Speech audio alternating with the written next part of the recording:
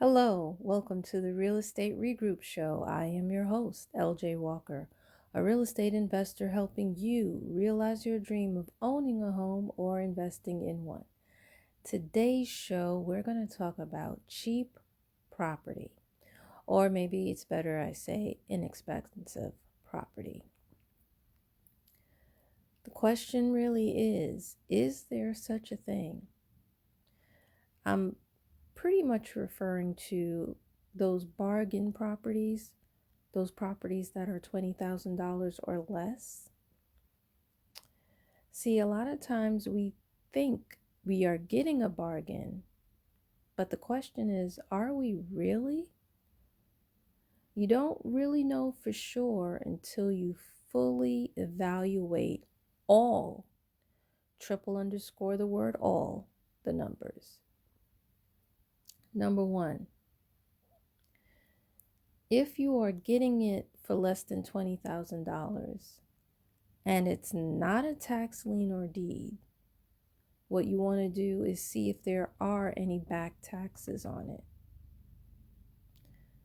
Next, you want to see if there's any other liens, like a mortgage lien, a mechanical lien, a construction lien. And to be quite honest with you, in some states, if you don't pay your credit card, the credit card company can put a lien on your home. Another thing that some people don't realize is that, let's say you're admitted into a nursing home and you can't afford to pay the cost of their services, Medicaid can put a lien on your home as well. Next, you want to see if the home has any code violations. Another thing, of course, that you must consider when buying any home is the closing cost. How much is the closing cost for that particular house? Another thing that I'm going to bring up that many people don't realize is it on the condemnation list? Yes, there have been realtors that have sold people houses that have been on the condemnation list, and they don't tell the people that. Once it's on the condemnation list, you got to figure out, well, can this particular home be restored? Or is it better to knock it down, start from scratch? And how much will it cost to knock it down? How much is it going to cost to start from scratch?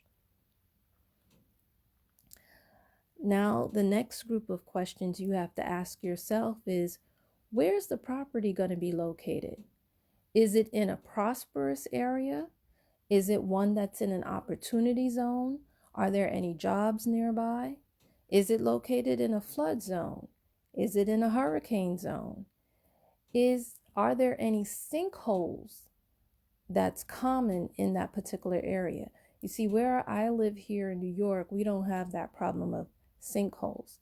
But in Florida, the properties that we have down there, we've recently been charged a higher insurance premium because more and more sinkholes are occurring in that place. Insurance, that leads me to thinking about how much insurance is needed to insure this quote unquote cheap property. If it's cheap, a lot of times there are repairs that are needed. So you have to think about, well, how much repairs are needed to bring this particular property up to code or just to make it livable? Do you have to pay for permits? Sometimes these contractors, they will give you an estimate and they will not put the cost of the permit in that particular estimate. Now, let's say where you buy this particular property, grants are available. One state that has a lot of grants is Pennsylvania, particularly Philadelphia. Now, in order to get those grants, a lot of times you have to stand online for a very, very long time. So, yes, they're giving you that extra money, but time is money. How much time are you taking away to get that grant so that you can make the necessary repairs on that particular property? And then after all is said and done, when it comes to repairs, is what is the estimated after repair value? Will you get your money back after you spent all this in order to bring this property up? And by the way, a general rule of thumb for me, and I know it's going to work for you, is that whatever repair estimate you get, double it. And if it's a gut rehab, triple it. Because trust me, a lot of times we don't know what's behind those walls. Another thing that happened to me during my gut rehab, the city inspector said to us, oh, they changed the laws, so now you have to put a vent through the roof. So we had to take the roof off a third time in order to pass inspection. You see what I'm saying? And then, excuse the sniffles. Next, you have to think about what strategy you're going to employ. With this quote unquote cheap property, are you going to be the landlord? If you are, how much rent can you charge for the property? Is there any other income that you can generate from the property, such as parking? Does it have a laundromat, etc.? How much will the monthly expenses be? Water, electricity, for example. How much will you have to pay for a property manager if you choose to hire one?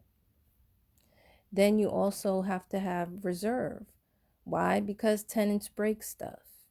And if you don't have it in the lease that they're responsible for what they break, guess what?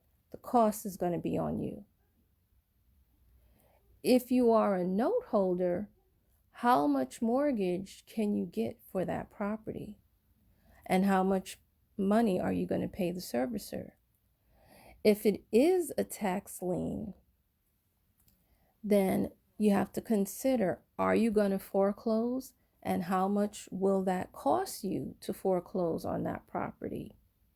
You don't have to foreclose. You might be able to work out a deal with the people who are still living there, if there are people that are still living there. And then, of course, if it is a tax lien, a lot of times you may have to consider repairs, how much it will cost to repair you, even though you probably got that property for $500. I know you can get tax liens in Alabama for about that particular price.